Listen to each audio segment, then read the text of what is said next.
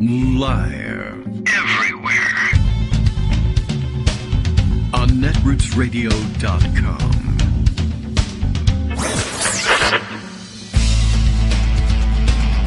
David Waldman. Kagro. In the morning. Now, here's David Waldman. Hey, good morning, everybody. How you doing? It is Tuesday, December 13th, 2022. Time for another show. Looks like the bus is on its way. That's fine, because high schooler is already out of the house and on his way, so everything running smoothly on that front this morning. Other problem, of course, is I realize that all the holidays are coming, and I've been so very busy, as all of us have been, and I haven't done the shopping I'm supposed to do. So see you later. Instead of doing the show, maybe I should just go shopping, but I should broadcast somehow with the phone. And we can all go on a shopping trip together. We probably could all use the day off to take care of some of that stuff. All right, so apologies to everyone to whom I usually do some gifting. I am way behind. So, okay, we'll try and get that done during the show, but by giving you the gift of knowledge, or at least the gift of opinion about other people's knowledge. How about that? That we can definitely do. Lots to catch up on today. I wasn't sure in my morning post. This is my big problem now. As I grow older, I forget things, and I meant to write down. I knew as soon as Joan was telling me what her vacation schedule was, I should be writing this down. And for all I know, I did write it down, but I didn't write it on the NAFTA refrigerator calendar. So I was aware this week of the Dia de Virgen de Guadalupe, which is going on was going on in Mexico yesterday, but not whether or not today was the start of Joan's 2-week vacation. And I'm starting to think back. I know she said she was going on vacation. I'm pretty sure last time we talked about that this was the last time before the vacation. But then I thought she said it was 2 weeks, and then I was like, okay, but won't that mean, all right, so do we need to do our see you next year jokes now? But then if it's 2 weeks, she would be back right before New Year's, and then we could do, well, and now I couldn't remember what we decided, and I said I knew. At the time, I was saying I should be writing this on the calendar, but the calendar is all the way on the other side of the big studio here at KITM World Headquarters. So anyway, as it turns out, I sent an email. This is a good way of finding out, too. This works, right? I sent an email last night, just asking, I can't remember which day were you starting vacation on, and the email out of the office notice answered me and said, well, I'm on vacation now, and I'll respond when I get back. And then I thought, it doesn't make any sense to respond by saying, don't bother, you don't have to respond because, well, never mind. Anyway, so Joan's on vacation, which is great for her, terrible for us, but we have lots of room for additional coverage of additional stories now, and we can feel good vicariously, I suppose, about her having the vacation, and take one of our own, a little mental vacation, which is what I usually take during the first part of the show, Monday, Wednesday, and Thursdays. But then Greg keeps trying to engage me, and the whole thing falls apart. Anyway, good news for her. Bad news for us in that, if I recall correctly, we have I guess we have a potential government shutdown deadline looming at the end of this week, but not a lot of discussion of it or panic about it, because I guess the plan is to quickly pass a continuing resolution and then kick the can some length down the road, and some question as to how far, but I guess before control of the House transfers, it's still something they figure they can do, and then I guess they think they can still sneak it through the Senate, even though Kirsten Sinema says everybody has to look at her today. So I don't know. We'll find out, and if it turns out that the government shuts down when we weren't expecting it, we can point the finger squarely at the vacation schedule at Daily Kos. That will be the answer. Even though every week for a year, Joan came on and said this could happen. I just want you to be aware of it. We la-di-da'd our way through it, and now that's our fault. Okay. But of course, you know what to do when it's your fault, is you squarely point the finger at somebody else. But you do it squarely. That's the main issue. Others will be observing how squarely, with what squareness you point the finger at others. And so that's important. Okay, well, time to move on and read some of those stories that I thought were so important. There are many. It looks to me like the big story of the morning, about which the most chatter is happening, is that Mark Meadows is stupid and maybe a traitor. So we should probably take a look at that. Now, by the way, though, today, some point later on today, I guess, is the big Energy Department announcement on fusion, which could YOLO, LOL, nothing matters, everything at some point, I guess, but not just yet. So in the meantime, we should pay some attention to what's going on in the investigations and prosecutions to come, depending on who you are, wrapped up in January 6th, Trump world in general, et cetera, Talking Points memo, making a very big thing of the Mark Meadows texts. And I think they may have done two different stories about it. One last night was, hey, we got the Mark Meadows texts and we'll tell you about them. And I guess they expound on that this morning. Let me see. What's the right order to approach this in? Maybe the short one that they did last night first. And then, I guess overnight they digested the texts that they got a hold of and expanded on that this morning. So here is their first crack at it. And in between, we'll take a look at what Steve Bannon at the Rachel Maddow blog has to say about this. This is a big issue. So TPM begins yesterday, last evening, let's say, with a TPM exclusive series, The Meadows Texts. They're definitely going to be spending some time on this one. A plot to overturn an American election, because that seems like a large deal in politics. TPM has obtained explosive, I don't have a sound effect now that I think about it, but explosive evidence uncovered by the January 6th Select Committee. I have a lot of sound effects that would apply, but no explosive sound effects. But given that they're trying to avoid overturn the peaceful transfer of power to the legitimate election winner, Joe Biden, we have, I don't know. Let's see, we've got the liar one. Right, easy to go with. There's, of course, the wrong. That's definitely applicable. By the way, a rarely played clip of Unacceptable, yes, for fans of Adventure Time, right? The cartoon that comes from a little ways back. We forget about it. There's, of course, the sad trombone because it didn't work out. And I guess while we're on the subject, the people we're talking about, we might as well remind them. Oh my fucking God, get the fucking vaccine already, you fucking fucks. I mean, I think that's probably worth it. Oh, and then there's always our favorite. That's bullshit. Yeah, anyway. And you know what? I have a second one somewhere. Now, I put up another Greg one. I had two BS ones that I have from Greg. There's that one, which is a crowd favorite. That's bullshit. Thank you, Greg. And then there's also... bullshit. Just straight, like... bullshit. I like it much better with the wind-up of that's, Greg does a good job with that one. Right, and we also have this one. You lose. Good day, sir. Right, so anyway, we've got all of that. What we don't have, here's a sound effect for what we don't have this morning. I'm out with Kagro, Mom. No, you're not, John. You're on vacation. So anyway, sound effects time is over, and it's time to take a look at the plot to overturn an American election. TPM has got evidence uncovered by the January 6th Select Committee, which has just a few weeks of life left.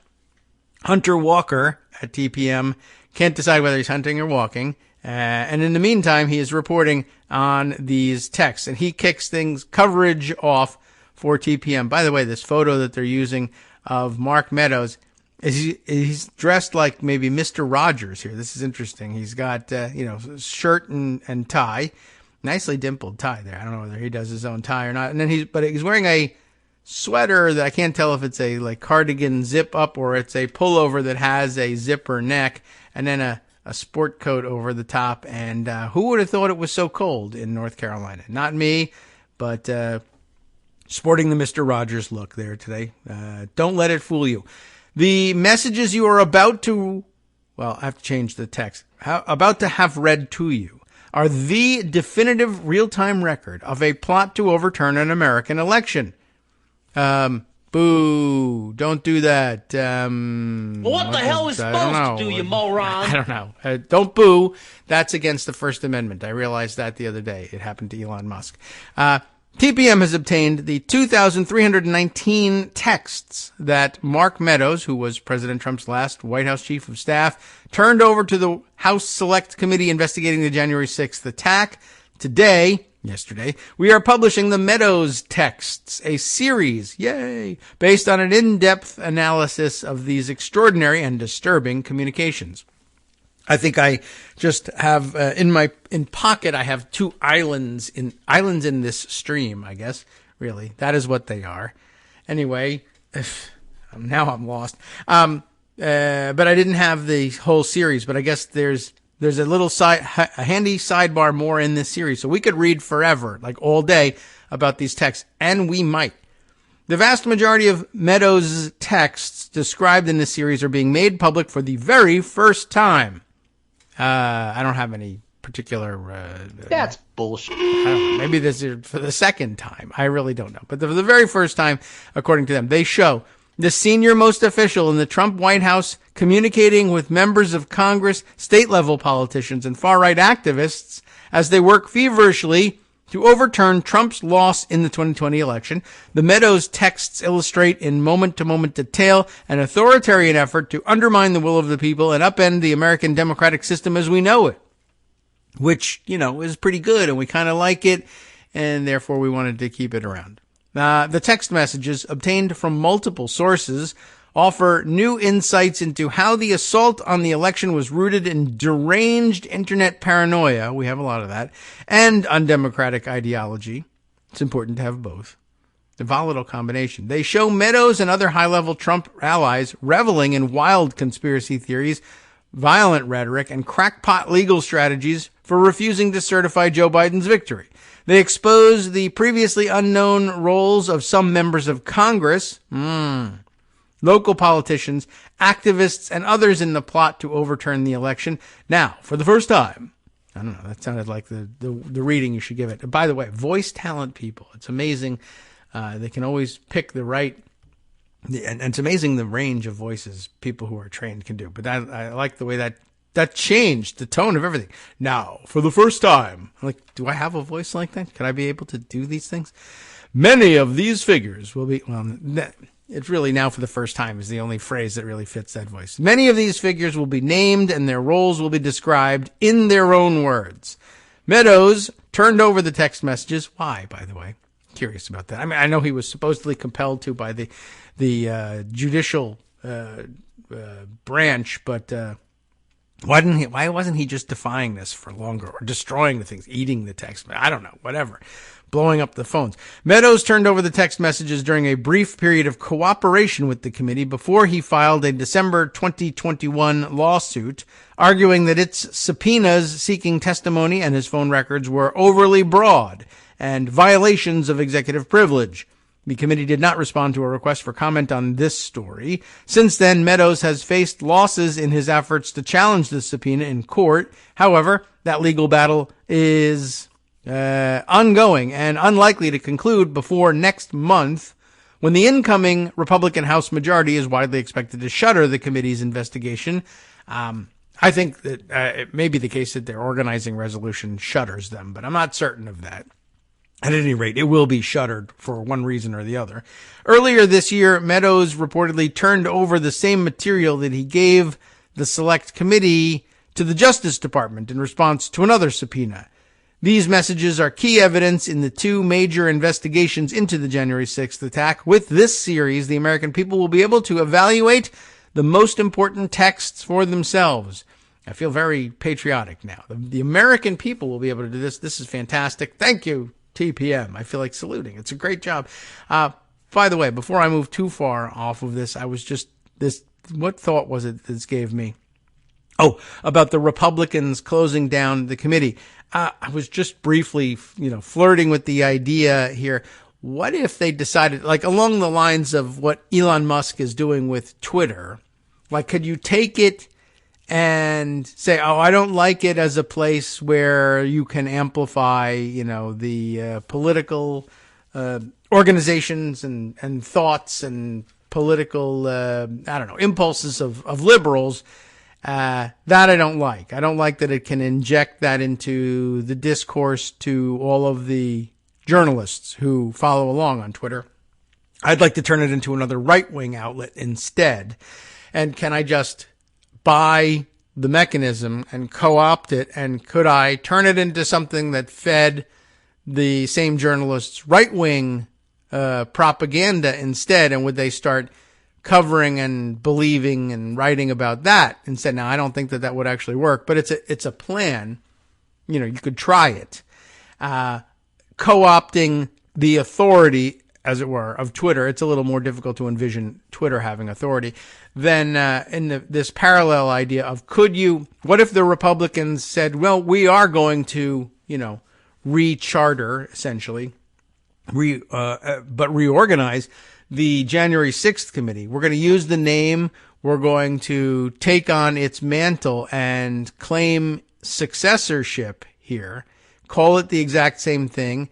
But appoint our own majority Republican crew and put Jim Jordan on and all the people that we wanted to be on it last time and issue reports and say, like it or not, this is the special committee, select committee, I forget whatever that they decided to designate to investigate the January 6th attacks. And we're just going to we're coming to radically different conclusions now, but we are the committee, and the news media in this country is duty bound to print our reports, even if they're fantastical, bullshit. Yeah. They really should consider doing that rather than shuttering this thing entirely, and just to see what would happen. Free advice for you. I guess I hope you don't follow it. Would be very interesting to watch, though. But bad for America and the world. Now, back to the story here. Meadows has not thus far responded to multiple requests for comment.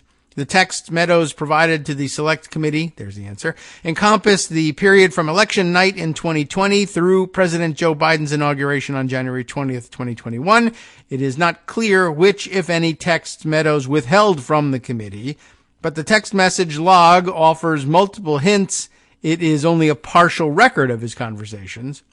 Let's get to the bottom of that. There are discussions that clearly lack prior context and messages where participants indicate that there is further communication taking place on encrypted channels. I could see with no context, it would be difficult, for instance, to know why murdery Trader Green was so insistent on getting to a Target store immediately, and why she fell out of communications afterwards. And also, don't people say she walks funny? I've never really observed that myself, but people are sure that she has a weird look and walk, and probably it was because she was spending too much time in these imaginary Target stores, which, if you listened to the show yesterday, you would know a bit about. Anyway, let's see. TPM continues. Hunter Walker, in fact. But despite the seeming gaps, Meadows' text record is still incredibly revealing, which is good because we're going to read it. Some of the contents of the log were published in The Breach, a book about the January 6th attack that I co-wrote with Denver Riggleman. Now, it wasn't me. It was Hunter Walker here, but I never write with Denver Riggleman because I can't stop laughing at his name, and he doesn't take me seriously. He is, of course, the former Republican congressman and senior technical advisor to the committee. In their book, Riggleman described how he and his fellow committee investigators dubbed Meadows' text log the crown jewels. Touchy after what happened at Target with Murdery. Anyway, because they served as the roadmap to an insurrection. Along with the text messages that appeared in The Breach, some of Meadows' messages have also been revealed by media outlets. So again, I'm not so sure about this whole first time thing, but whatever. The Washington Post published his exchanges with Ginny Thomas, the wife of Supreme Court Justice Clarence Thomas, if you had forgotten. Some of Meadows' conversations with Fox News personalities and other members of the media were disclosed by the Select Committee. CNN and Walker have published Meadows' conversations with some Republican members of Congress, including Senator Mike Lee of Utah, Senator Ted Cruz of Cancun and Canada, Senator Chip Ahoy Roy from Texas, and Representative Lee Zeldin of New York. Oh, there's more. Scott Perry of Pennsylvania and Murdery Trader Green of Tennessee/Georgia. Additionally, CNN has published Meadows' texts with Fox News personality Sean Hannity and his messages from the period directly surrounding the January 6th attack. However, there's more. So much more. There's the voice again. TPM is kicking off a series.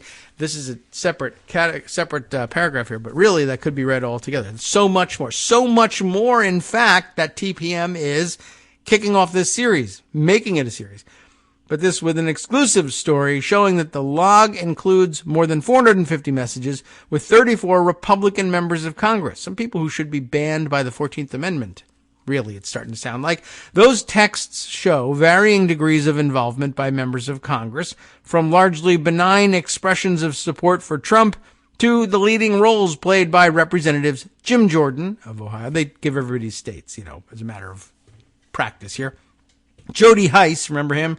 Georgia, was running for public office down there statewide and didn't win, as I recall. Mo Brooks of Alabama and Ted Cruz of Texas. They don't need to do that because they already talked about him. In the plot, so the leading roles played by those clowns. Jordan, Hice, Brooks, and Cruz in the plot to reverse Trump's defeat. We reached out to all these legislators and will be detailing their roles and responses to our questions in the first installment of the series, which is coming later today. Maybe that's the other thing I pocketed. Committee investigators received the text messages from Meadows' legal team without names associated with the individual texts, only phone numbers. They tied phone numbers to individuals based on law enforcement databases of public records and their own intelligence work. You could call the numbers and see who answers. That's one thing. For these stories, we are relying on the identifications of those texting with Meadows that were made by the committee's investigators. We have indicated where we were able to independently confirm their work through our own public record searches and reporting. The text messages or the message contents received by the committee contained tokens that replaced emojis and certain punctuation. They also include many typos and grammatical errors, other than replacing tokens where they seemed to clearly be standing in for apostrophes. We have strived to present these texts in their original format as received by the committee. I like this methodological introduction here. TPM has conducted an in-depth review of Meadows' entire text log with a team of reporters and editors working over 5 weeks. Much of the undemocratic attempt to reverse Trump's defeat played out in the public eye. That's how I felt about it. Lawyers allied with Trump and his campaign launched a failed legal blitz that sought to challenge the election results based on questionable evidence, to say the least. Republican politicians and activists staged months of rallies around the country to protest the vote. It all culminated on January 6, 2021, when Trump appeared at a rally on the Ellipse, you know the story, and urged his diehard supporters to, quote, fight like hell as his loss was being certified in the U.S. Capitol. Thousands of Trump supporters, including many who marched directly to the Capitol from Trump's speech, stormed into the building, smashed windows, and fought brutally with law enforcement, leading to multiple deaths and a brief interruption in the electoral certification. That evening, surrounded by National Guard troops and broken glass, 147 Republicans voted to overturn the results. Meadows' text log shows what the scheme to subvert the 2020 election looked like behind the scenes. It reveals the roots of the violence and its key enablers in Washington. The messages show the plot began well before January 6th, of course, and continued afterward. They are essential documentation of a dark day in American history. All right, I guess I will leave the page here open, and I guess we should take a look at the more in the series and see where we go to. Is this the one we just read? The next one here is titled, well, let me give you all the titles of what's available now. Mark Meadows exchanged texts with 34 members of Congress about plans to overturn the 2020 election. Is the next one, at least in this list. Then Freedom Caucus Chair Scott Perry's work to overturn the 2020 election included a cyber team and an Italian job. And I wonder if that's about those weird Italian military satellites and that theory.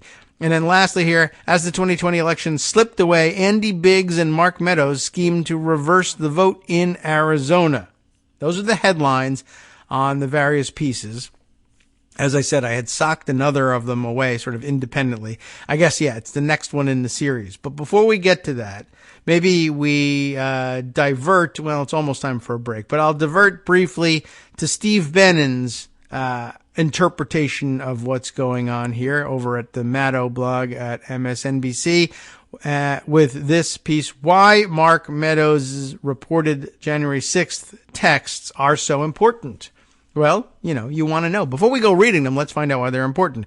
Subheader reads, Mark Meadows reportedly exchanged texts with at least 34 GOP lawmakers as they plotted to overturn the 2020 election. One endorsed imposing martial law. So, you're not supposed to endorse that. Not as a member of Congress, really. You're really all about civilian law because you're a lawmaker. But, whatever. It was about a year ago, we'll just read a paragraph or two before we take our break, when former White House Chief of Staff Mark Meadows, at least initially, agreed to cooperate with the House Select Committee investigating the January 6th attack. That didn't last. The Republican soon after changed his mind. He was exhorted to do so by the Trump team, I guess. But as regular readers know of the MSNBC column anyway, during that brief window, Meadows shared quite a bit with congressional investigators, including a treasure trove of communications that helped document what transpired behind the scenes as Donald Trump and his allies took steps to overturn the election. Last night, Talking Points memo, we were just reading it, advanced the story in dramatic fashion, and then reading from an excerpt from there, which we have doubtless just read. At issue are thousands of text messages turned over to congressional investigators, which TPM obtained ahead of the January 6th committee's upcoming final report.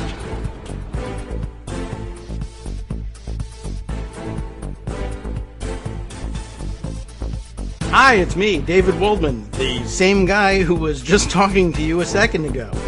Our Patreon subscription drive is still going strong, with over 175 monthly donors who help keep us on the air. If we've helped keep you going during the pandemic, why not return the favor and help us keep going so we can all be together for the next disaster? Patreon.com, Patreon.com, makes it easy to make secure, recurring monthly contributions to support our show. Patreon.com/KagroX gets you straight to our donation page. Maybe you'd like to thank us for keeping you sane during the Trump era. Maybe you're looking forward to in-depth explanations of what's going on in the Biden administration. Whatever it is that keeps you listening, we need your help to keep bringing it to you.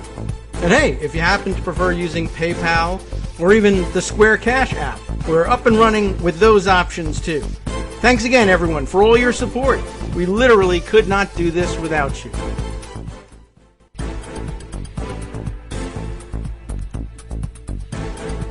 Hey, good morning, everybody. All right, welcome back. Here we are, welcome back to the Kagro in the Morning Show here on Netroots Radio. I'm trying to do 10 things at once as usual, but trying to do fewer of them on Twitter than usual. But it occurs to me, I have to kind of make a morning effort to publicize the live show on Mastodon rather than on Twitter. So, it's a little difficult, but I have a lot of help in doing that, and I need to remember to make regular use of it as part of a pre-show routine. Let's see. By the way, as before I go too far along with all of this, I should probably open this up. There's something else going on here that somebody's doing an awful lot of ranting and raving about Mike Flynn.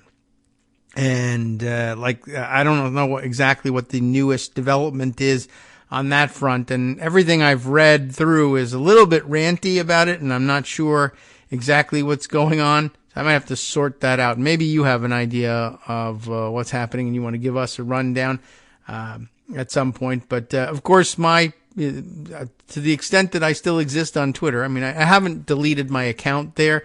I've been seeing a lot of people saying, if you delete your account there, that just opens up your username after 30 days for somebody else to grab it. And if you've had a long time presence there, they could grab it and spoof you, people who don't know that you deleted your account, et cetera, et cetera. So that the best thing to do is simply leave it there dormant and sign in every once in a while so that the automated deletion program that they may be running doesn't take it out and make it available for someone else after 30 days. So that's the thinking. Anyway, every once in a while I want to check back there. And you might remember that my pinned tweet over there from when? November 26th of 2020. When did I do this? Or 2016, I think. It goes back that far.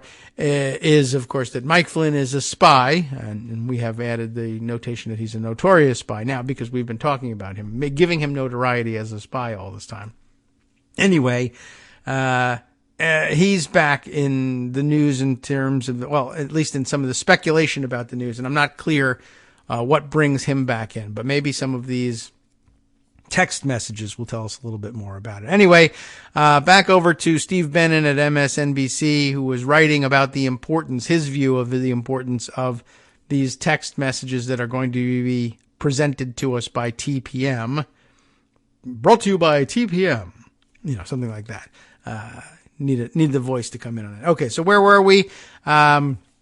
Right, TPM had advanced this story in dramatic fashion. He quoted from them, and he said, okay, so what's coming up here is that ahead of the final report that's expected from the committee, TPM got the jump on it and is talking about what's in the Meadows text. It's worth emphasizing, Steve continues, that neither MSNBC nor NBC News have reviewed the materials firsthand. We have, however, reached out for comment to Meadows and key players in this story and have not yet heard back.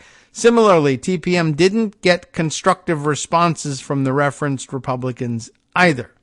I'm going to switch the pronunciations there from either to either. But that doesn't change the fact that many of the reported texts are both extraordinary and previously unknown to the public. Republican Representative Mark Green of Tennessee, for example. I don't think I've heard his name a whole lot. Anyway, not a lot of notoriety for him around these texts. Let's see what happened here. He, for example, who happens to be a member of the House Homeland Security Committee, alerted the then White House Chief of Staff to a segment from a conservative media outlet in which Operative Dick Morris, he's still alive, insisted that legislators in GOP-led states had the power to, quote, declare Trump the winner despite the election results. So he was all in on the Easton theory there. Republican Representatives Greg Murphy of North Carolina, there's just one, it's him, of North Carolina, did the same thing, flagging for Meadows an item from a far-right website. A different North Carolina Republican, Ted Budd, yeah, you know what's happening with him. He texted Meadows on November 7th, the day Joe Biden was named the president-elect by the news media, you'll recall, and shared a ridiculous message about conspiratorial links between Dominion voting systems and billionaire George Soros. Of course, why not? All right, Ted Budd, no damage done by putting a George Soros conspiracy theorist in the Senate, right? Thanks, North Carolina. North Carolinians last month thought it'd be a good idea to give Budd a promotion, elevating him to the U.S. Senate. Steve had the same thought. Now, how could you avoid it? The night before the January 6th attack, meanwhile, Republican Representative Jim Jordan also reached out to the then White House Chief of Staff and presented a plan for then Vice President Mike Pence to reject the election results during the certification process. Next month, the GOP will put the far-right Ohioan, because the far-right Ohio State University in charge of the House Judiciary Committee. Isn't that going to be fun? Representative Scott Perry also stood out, not just for the volume of texts he sent to Meadows, but also for the bizarre nature of his ideas. I don't know if Target is involved in these. The Pennsylvania Republican apparently believed that there were secret Italian satellites, I think is the way you're supposed to pronounce it. That's a spicy satellite. Rigging American voting machines. And the Trump-appointed CIA director was in cahoots with the British. What? You know, throwing a British thing there. Anyway, to be sure, this might make Perry sound like a bit of a nut, a Brazil nut, we'll say, because we're doing the international angle. But Republicans have nevertheless put him on the House Foreign Affairs Committee, and the House Freedom Caucus has made him its chairman. But perhaps most amazing of all, oh boy, was Representative Ralph Norman of South Carolina, who texted Meadows on January 17th, 11 days after the attack on the Capitol and 3 days before Biden's inauguration, with arguably the most bonkers message of them all. It's linked. So I guess it links directly to the, to the tweet over at TPM. Yeah. But I liked it. The most bonkers. What is the most bonkers? Because we have the Italian satellites in here. Even more bonkers than that, in Steve Bannon's estimation, reads the text, Mark, in seeing what's happening so quickly and reading about the Dominion lawsuits attempting to stop any meaningful investigation, we are at a point of no return in saving our republic! 2 exclamation points. Our, all caps, last hope is invoking, ready for this one? You know what comes after invoking. Obviously, you know it's going to be martial law. But of course, it is capital M, Marshall, M-A-R-S-H-A-L-L, capital L, law, 2 exclamation points. So, again, you probably got lost in my describing the, what's the terminology, the punctuation, the grammar, the semantics of all of this. But what he's saying is, again, as the sentence runs, we're at a point of no return in saving our republic. And the way to save the republic? Martial law. Which is, of course, the abandonment of the republic. I suppose you could say, well, it's only temporary martial law. We'll return to being a republic after we're done with martial law. But, of course, a different kind of martial law. John Marshall's law, I guess. So maybe it is consistent after all. If you're a big believer in, John Marshall's version of Republican government. Anyway, then, all caps, please urge to President to do so, 2 exclamation points. He's big on the double exclamation points. Internally inconsistent there, but that's not the problem. The problem, of course, is saying, what we ought to do is invoke martial law. Absolutely. Well, as a member of Congress, you're supposed to avoid that. You're the civilian lawmakers. You're supposed to jealously guard your prerogatives, etc. Like our whole system sort of depends on that, as opposed to having members of Congress come in and say, we cede to a military takeover of our civilian government. That's not helpful. For now, let's not dwell on the fact that the far-right congressman endorsed martial law without knowing how to spell it. Instead, consider the implications of Norman's appeal. I was just sort of doing that. Thank you for interrupting me, Steve. But then again, this is your article, isn't it? Go ahead. As the South Carolinian saw it, Trump should have suspended constitutional order in the United States and deployed the military to be used against American civilians on American soil in order to keep the losing candidate in power. That's true, but I think it might have been better said in order to supposedly somehow preserve the republic by keeping, the losing candidate in power. I mean, there's a double whammy in that. We're talking about an elected federal lawmaker who swore an oath to defend the Constitution of the United States.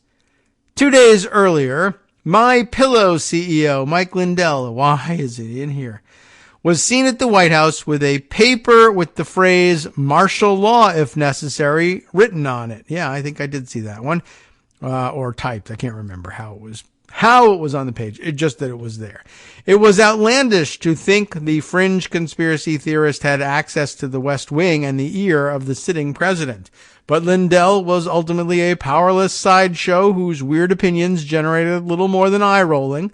Norman, in contrast, was recently re-elected to another term on Capitol Hill, where he'll help write laws for the world's preeminent superpower. Behold, our new majority party in the United States House of Representatives. Flubbed it on the last line there a little bit, but you get the idea. The issue here is that there are members of Congress who are not jealously guarding their prerogatives, but instead putting partisan interest well before party and fealty to the Constitution, and that's sort of problematic.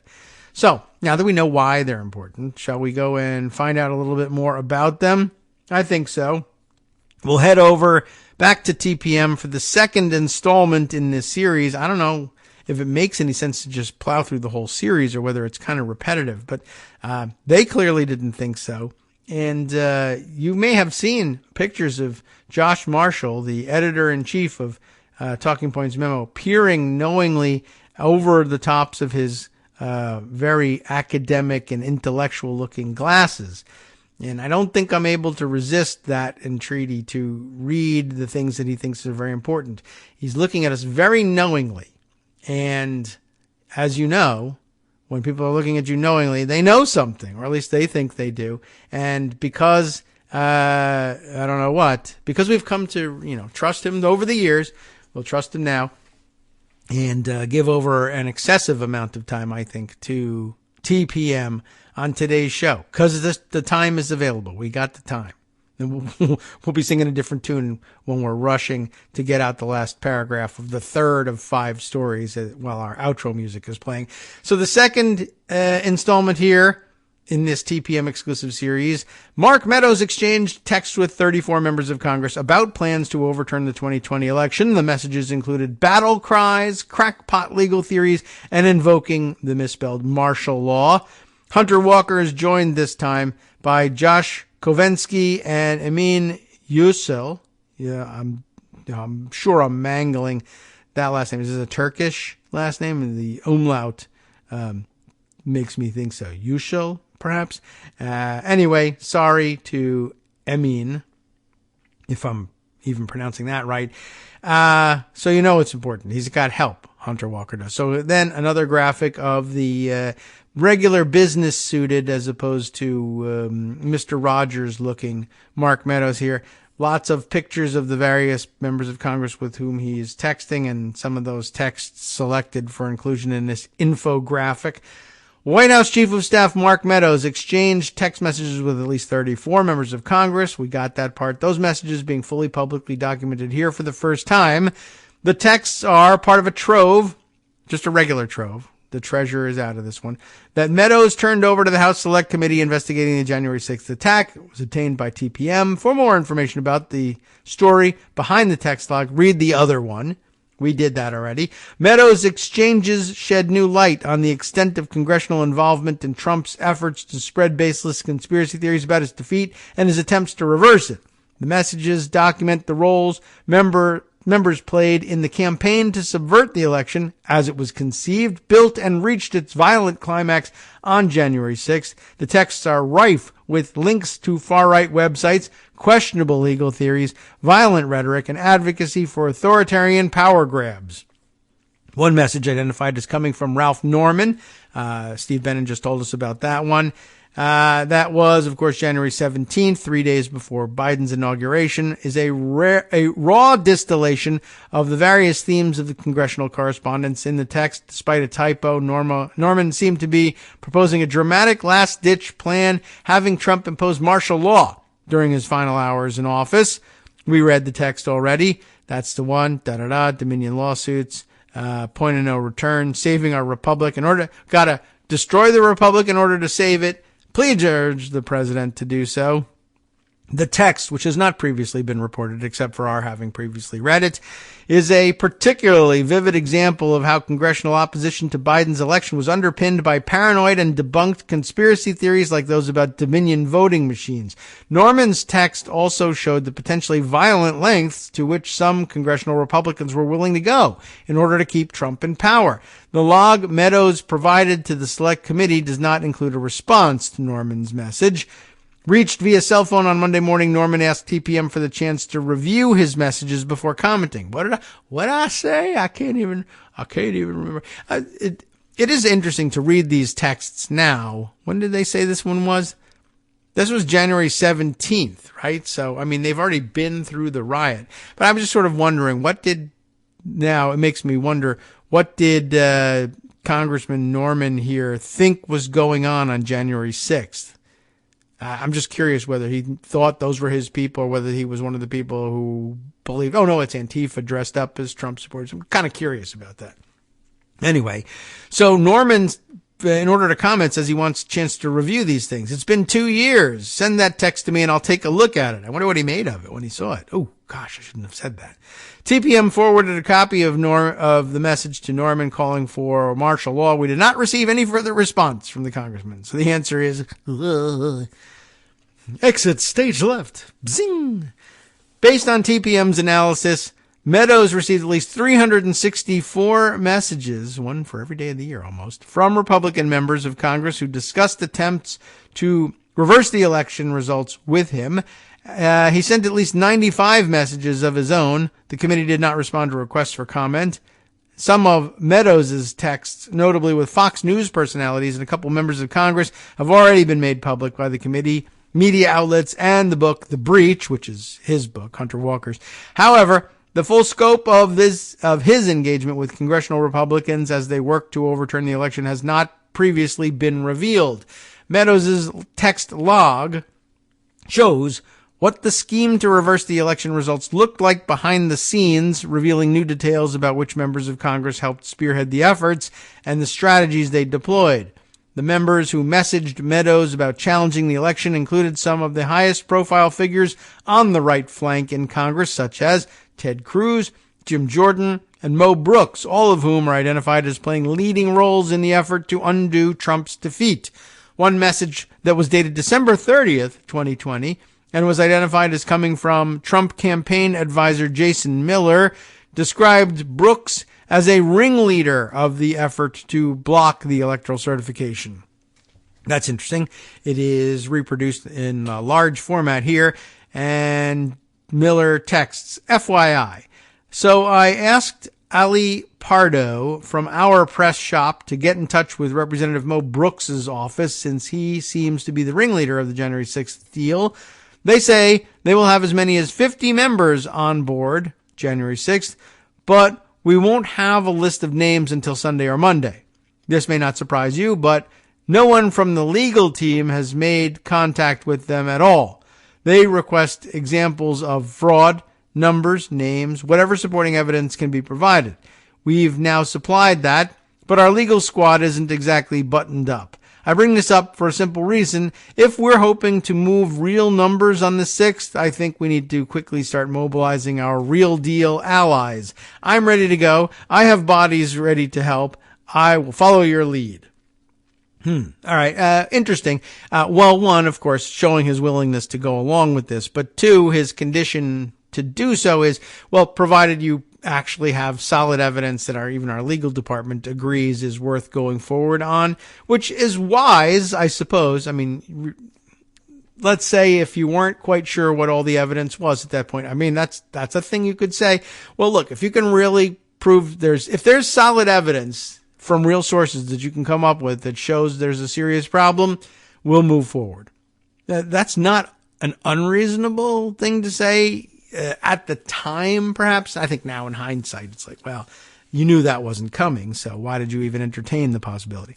And this is one of the few texts, I guess, that has answers. Mark Meadows answers, thanks, Jason. You are the best. That's not true. He's the worst. I will bring it up with POTUS and plan to meet with them on Saturday. Now the story continues. Miller declined to comment on this story. Brooks, who spoke with TPM on Monday morning, agreed that he played a leading part in the objection. The congressman, who is set to leave office when the next term begins on January 3rd, 2023, suggested his case for objecting to the election result was based on a bipartisan 2005 report co-authored by former President Jimmy Carter and James Baker III, who served in multiple Republican administrations. I think if you're of a certain age, you all remember James Baker. Anyway, there are a number of different people who took leadership roles, Brooks said of the election challenge, adding, I was certainly the leader with respect to the arguments that centered on arguments related to the 2005 report and on non-citizen voting. I don't recall anything about this bipartisan 2005 report, but it is linked here. There's a web archive of it if you would like to take a look at it. While the Carter-Baker report identified risks for, quote, potential fraud and instances where there was some malfeasance, it also concluded that there is no evidence of extensive fraud in U.S. elections. That's the quote. Nevertheless, the document has since been exaggerated and mischaracterized by Trump and others to justify election-related conspiracy theories. Then the second sentence in a row that begins with the word nevertheless says, nevertheless, Brooks argued that the Carter-Baker report and other prior studies showed, quote, massive voter fraud, unquote, and suggested anyone who was not familiar with the reasoning behind those conclusions was unqualified to discuss American elections. So it's the old magazine clip trick there, except they're actually entirely wrong. I mean, they're mostly really, wrong. They're technically correct, but who cares about magazine and clip? Here, they're just flat wrong. It says, the report says, there's potential for some fraud, but there's no evidence of extensive fraud ever having happened in a U.S. election. And his reading of it is, no, it shows massive voter fraud. It does not. Anyway, and what's really interesting is, listen to this extra quote here from Brooks. Brooks says the report, which says there is no evidence of extensive fraud, he says, well, it actually shows massive fraud. And in fact, if you don't know that, that's like claiming you're a Christian, but you don't read the Bible, Brooks said. Well, you don't even really need an analogy, though I'm sure, Americans love a good analogy. Not that I could ever recognize one, if you ask my wife about that. But you are saying it's like claiming you're a Christian, but you don't read the Bible. What it is like, or more directly, what it is claiming you've read the report when you haven't read the report, or claiming you understood the report when it's clear that you have taken the opposite conclusion of the report. When pressed on conclusions from experts and from Trump-appointed officials that there was no significant fraud in the 2020 election, Brooks hung up the phone. I mean, you should have hung up the phone when I pressed you that the report from 2005 says there's no significant fraud going on, and you say it actually shows massive fraud, and that I must not have read it. But I did read it, and it says the opposite of what you said. You should have hung up the phone then. Based on the log, some of the election objectors saw themselves as participating in an epic battle. They all do that, of course. These are all cosplayers of one form or another. They all think everything they do is an epic battle. Now, what are we talking about specifically? Representative Brian Babin. Is that how he pronounces it? I don't even know the guy. He's from Texas. Sent at least 21 messages to Meadows. Can you imagine this? Meadows probably has no idea who he is either. And received at least 4 responses. 3 of which are, who are you again? On November 6th, he dramatically urged Meadows to refuse to give up. That's what you should do. Refuse to give up. Mark, and this is, capitalized incorrectly, but Mark, comma, capital W, when we lose Trump, we lose our republic. Fight like hell and find a way. We're with you down here in Texas, except I'm up here in Washington, and refuse to live under a corrupt Marxist dictatorship. Liberty! And then he just signs it. Babin or Babin, however he pronounces that. That's really something. I don't know what the date was. Maybe he was in Texas at the time. When we lose Trump, we lose our republic. Okay, cult of personality. When we lose our cult of personality, we lose our republic. Again, the opposite of what you're talking about here. And love the casual way in which they throw in living under a Biden administration would be like living under a Marxist dictatorship. And doesn't it feel that way now? Gas prices coming down, consumer inflation easing to a certain extent. I know it's still happening. It was driven by all sorts of factors, but yeah, it feels like a Marxist dictatorship. I'm waiting in line for bread all the time. We're forbidden from criticizing the government or buying major media corporations and turning them into right-wing cesspools, just like Marxist dictatorships. Anyway, Babin or whatever his name is, and his office did not respond to a request for comment. No surprise there. Meadows' messages also provide an indication of the support the election objection received from right-wing dark money groups. The text log shows how the Republican efforts to fight the electoral certification at the Capitol became more organized and gained steam in the days after Biden's victory. On November 9th, Edward Corrigan, the president and CEO of the Conservative Partnership Institute, wrote Meadows to say Senator Mike Lee of Utah would be holding a meeting about legal strategies with his colleagues at the organization's Capitol Hill townhouse. Mike Lee has about a dozen senators coming over to CPI tonight, and they wanted to hear from a legal expert on what's going on with the campaign, Corrigan wrote. Any suggestions on who would be good for that? As it turns out, it didn't matter because eventually Mike Lee ends up saying, you know what, this is actually quite dumb. I don't believe in this anymore. But by that time, it's got a life of its own. CPI, which would go on to employ Meadows after Trump left office, by the way, is a dark money group that has been described by NPR as, quote, among the most powerful messaging forces in the MAGA universe, unquote. It hosted meetings for the far-right House Freedom Caucus and, according to Meadows' log, served as something of a headquarters for members of Congress working to overturn the election. Corrigan did not respond to a request for comment, but it is significant, I think, also that they note here, not only was it a clearinghouse for ultra-right members of Congress, but after Meadows lost his job as chief of staff of the White House, they said, we'll employ you, we'll pay you. P.S. You should listen to us and try and overthrow the government while we're considering whether or not to give you a bigger salary or a corner office or whatever. That's problematic. In addition to Lee's meeting, Babin sent a text to Meadows in late December of 2020 describing plans for an objector meeting at CPI. Babin was apparently concerned other members of Congress could try to thwart the efforts to object to the electoral certification. Oh, can't have people thwarting plans to thwart things, can you? Because that would be obviously a First Amendment violation. But yeah, he's concerned some others would try to thwart the efforts to object and seemingly hoped former Vice President Mike Pence, who Trump and many of his allies felt had the power to certify alternative slates of pro-Trump electors, was on their side. And here is the text of that text, and then we'll play our music. Mark, again, he capitalizes the first letter after the comma, which is incorrect, but that's where his head is. Mark, looks like objectors will be meeting this Saturday, 6 p.m. at the CPI facility. We would like to have you there. BPS. I don't know what that's supposed to mean. Probably need to keep our ears open to any machinations by Senate Dems and Republicans who want to change rules. Would you reach out to the VP and see if he will help prevent that?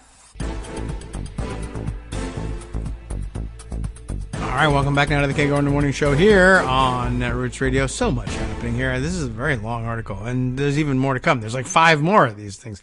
So I'm just trying to keep an eye on things on the KITM hashtags and make sure I don't miss out on anything. Mighty OCD having a hell of a time following along on Mastodon and enjoying our references to what is this character's name again? Is it Snagglepuss? Is that the name? I said did the exit stage left, but I didn't really do the correct voice for that one. As I recall, he had I don't know how I would describe it, but this was the character that would occasionally say, heavens to Murgatroyd even, or something, right? He had some kind of strange catchphrase. And I remember early days of Google thinking, I'm going to test this thing out. How much information is really referenced? How can I really find it? So I want to find out who's Murgatroyd in all of this. Heavens to Murgatroyd. What does that even mean? And it turns out I think it's all just made up garbage. So there was, I think what I found out that there wasn't anything. It was just a nonsense phrase, or there might be, I don't know. Anyway, so go look it up because I don't remember now, and I can't do that now. I may be misremembering it, but at any rate, we can put this cartoon aside and get back to the latest, or the second of the installments in the Mark Meadows text saga, and that's the right word for it. So yeah, that was interesting. Oh, by the way, I was faulting Brian Babin, whatever his name is, with capitalizing the first word in his text. But if he had put a line break in there and formatted it like a letter, I wouldn't have said that capitalizing the first word in the body of the text is incorrect. It's just weird for texting format.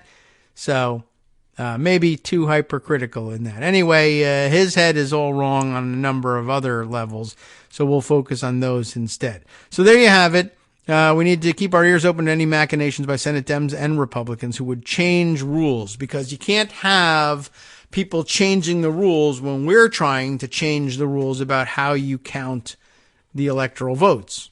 That would not do, in my book. Many of the Republican efforts to overturn the election played out in the public eye.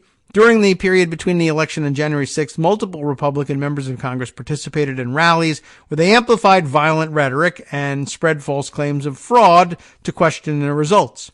The attack on the Capitol interrupted the electoral certification, but it continued that evening, and 147 Republicans still, this is pretty amazing, voted to overturn the results as they were surrounded by National Guard troops and broken glass. While some of the more than 450 texts that Republican members of Congress exchanged with Meadows indicate they were disturbed by the violence of January 6th, a little bit, the messages also show in colorful detail how the same members of Congress played a direct role in ratcheting up opposition to the election result and in stoking Trump's baseless claims of fraud. Officials at every level of government, including Republicans and members of the Trump administration, have confirmed there was no widespread fraud in the 2020 election, he notes parenthetically. Based on Meadows' text log, overheated battle cries began streaming into his phone as the votes were still coming in from, I've lost track here. I'm sorry. I've got one eye on my text messages. Not your fault. Scott sending me a little, thing about, what's the deal with Murgatroyd? I said somebody should do it.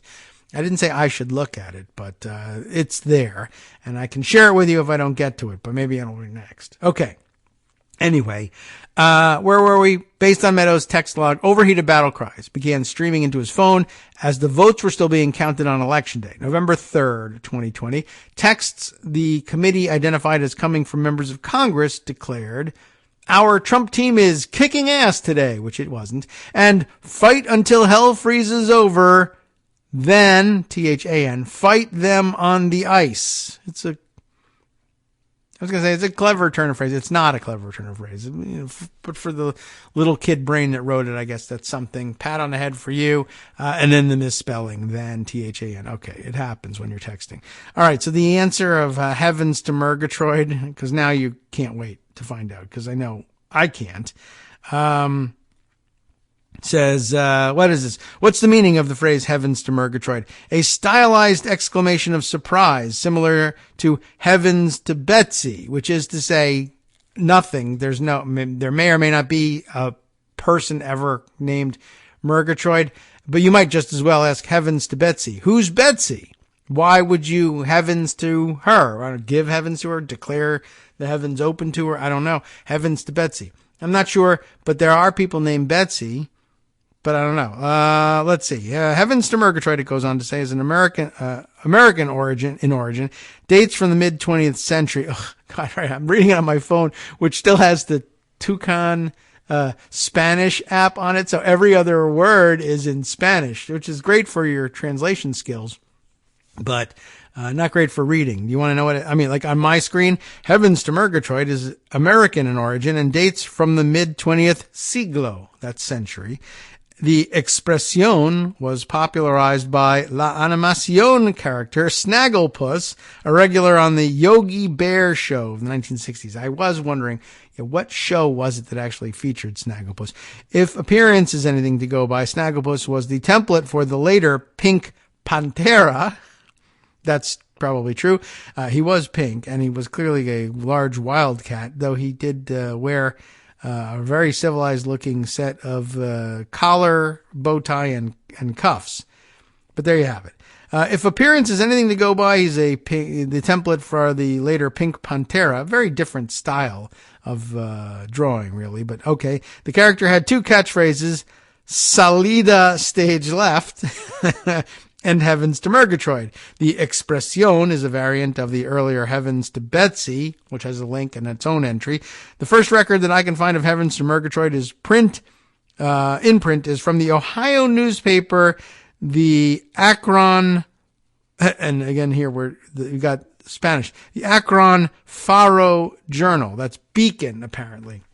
Sometimes some very inappropriate words get, not, suggestively inappropriate, but just they choose words in isolation, and it doesn't make a real sense to do that. But okay, now I learned the word for beacon. The Akron Beacon Journal, March 1961, in a small ad advertising La Venta, the sale, of a ranch.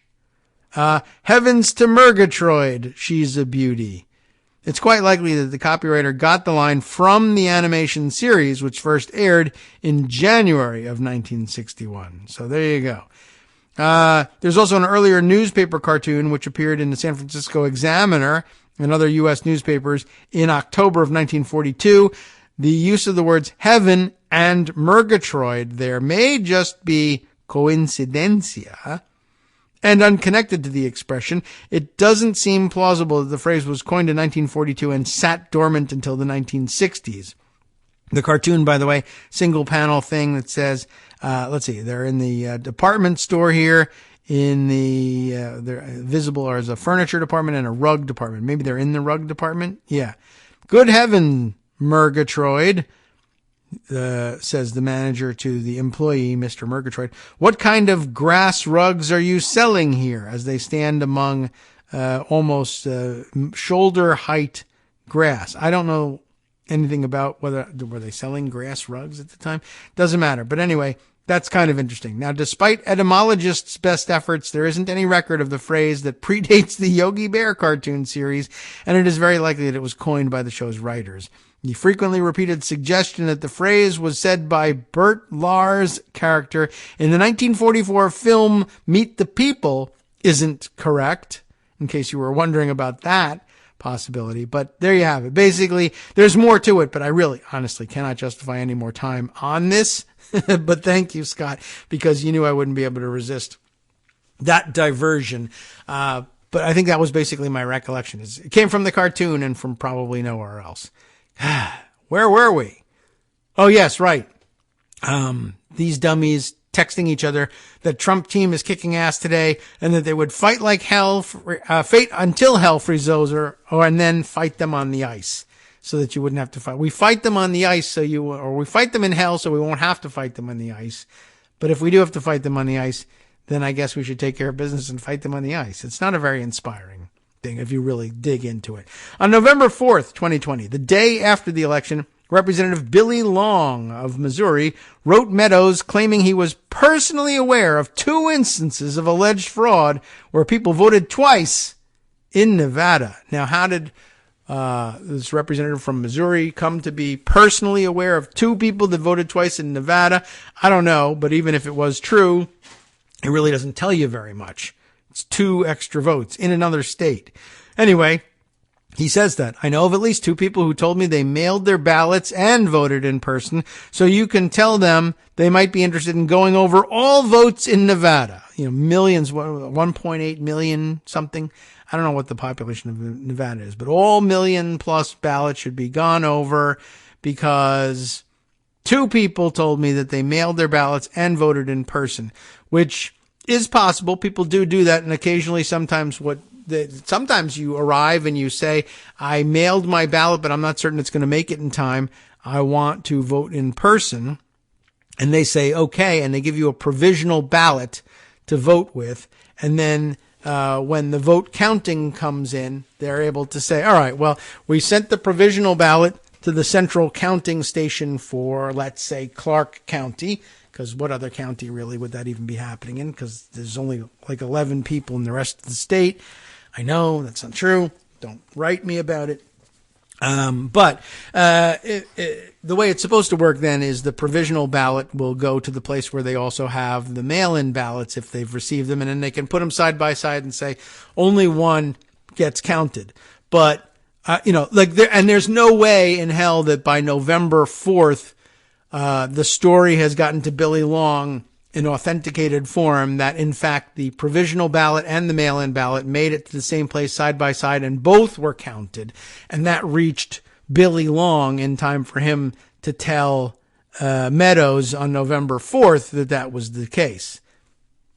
Anyway, Meadows doesn't have much to say about it, and I mean, he may have responded correctly to this, right? I know of at least 2 people who told me they mailed in their ballots and voted in person, so you can tell them they might be interested in going over all votes in Nevada, Long wrote. Okay, Meadows replied. And that's pretty much what I would have replied too. Meadows comes out okay on that one.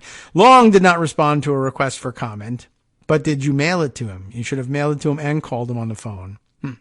Anyway, on the evening of November 4th, Representative Warren Davidson, an unknown dude from Ohio, wrote Meadows to suggest John James should lead the challenge in Michigan, which is also not my state. This is it's really incredible how often members are commenting on the work going on in other states than the ones they represent. But John James should lead the challenge in Michigan, an apparent reference to the 2020 GOP nominee for Senate in that state, who would go on to lose his race after disputing the results without providing evidence. That's how you lose your challenge. Last month, James won election to represent Michigan's 10th House District. James, who at the time was baselessly claiming there is enough credible evidence to warrant an investigation into the election in Michigan, did not immediately respond to a request for comment. Davidson did not respond to a request for comment. So there you have another one. Another of these key deniers from 2020 who has landed themselves a seat in Congress newly. So that's a new addition on top of the ones who have retained their seats.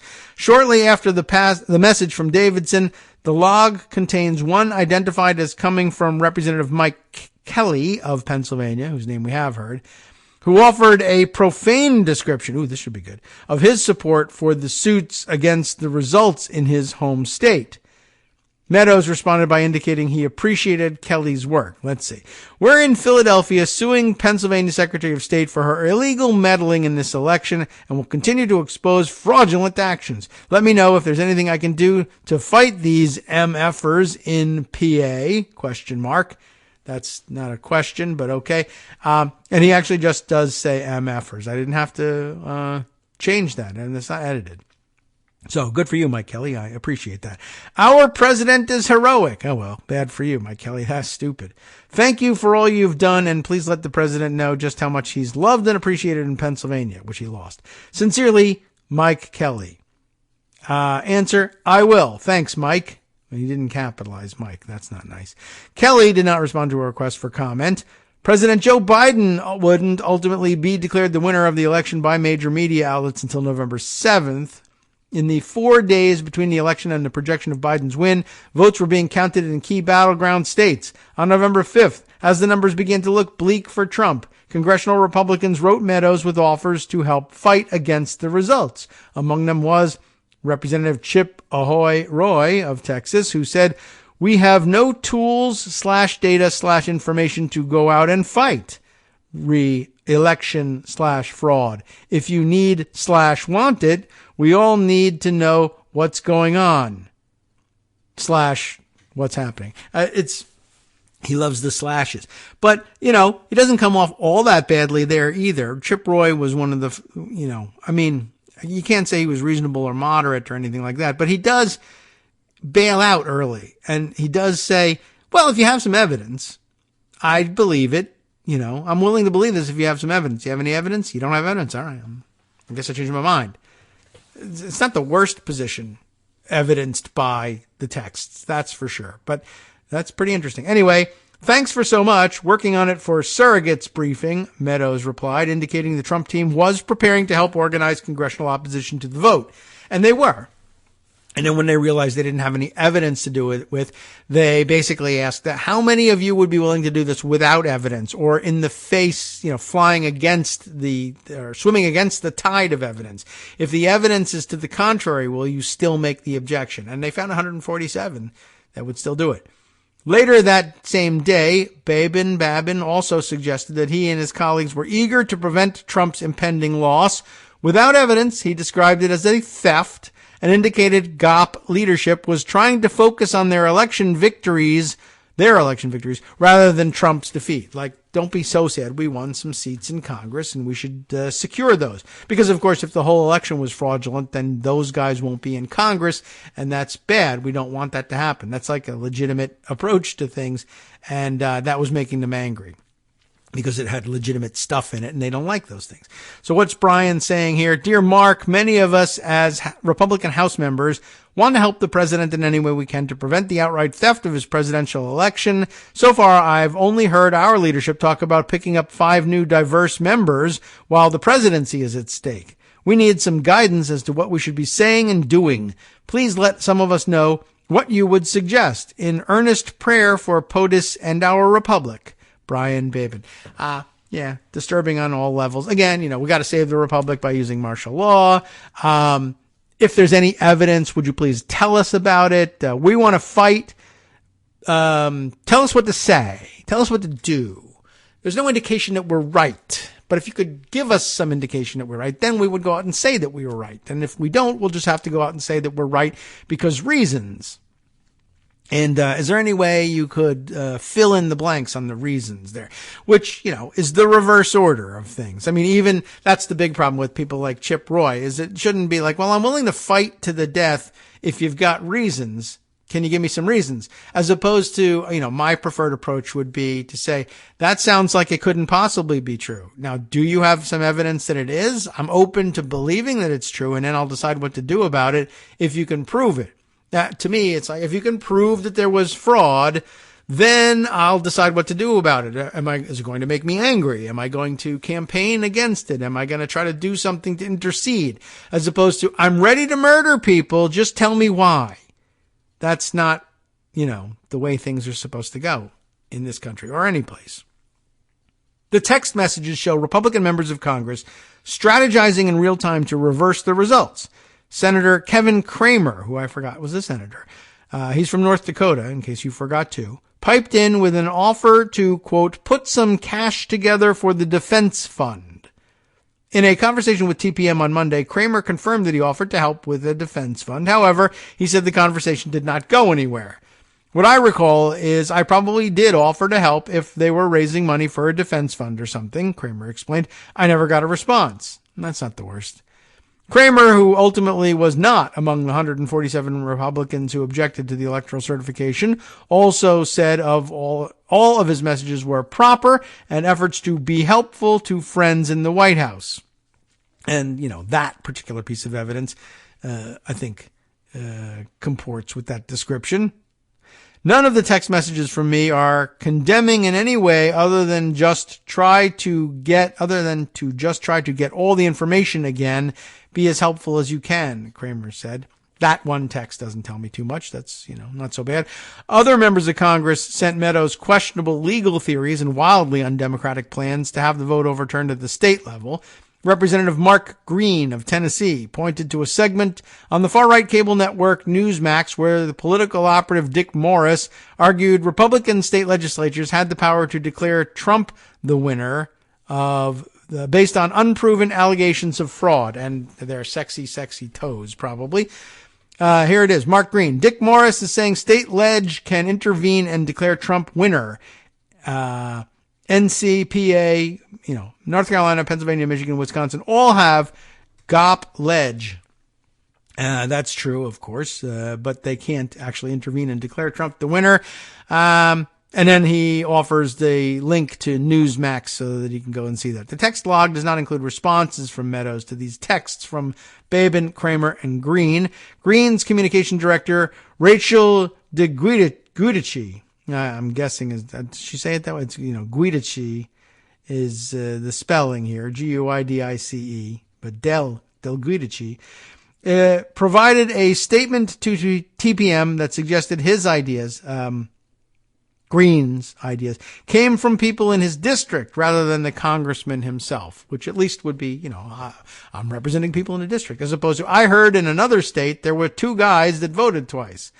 Congressman Green, and he may be lying here, but who knows? Congressman Green was passing along what constituents were sending him to keep the White House informed on the sentiments of his constituents, Del Guidici said.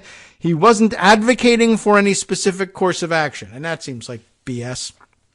Or as Greg would say, that's bullshit. That's true too. I mean, there was plenty of space in there to say, my constituents tell me that Dick Morris is saying state legislatures can intervene. He just says Dick Morris is saying, I'm watching TV. I saw it. You should do something about it. He's not passing on anything from his constituents. And even if he is, then you say, look, I don't know the validity of this. I'm not vouching for it, but I have constituents who are saying, or I have a big donor who says this, and I feel like I'm obligated to tell you what my donors are saying, even though I can't vouch for the validity of it.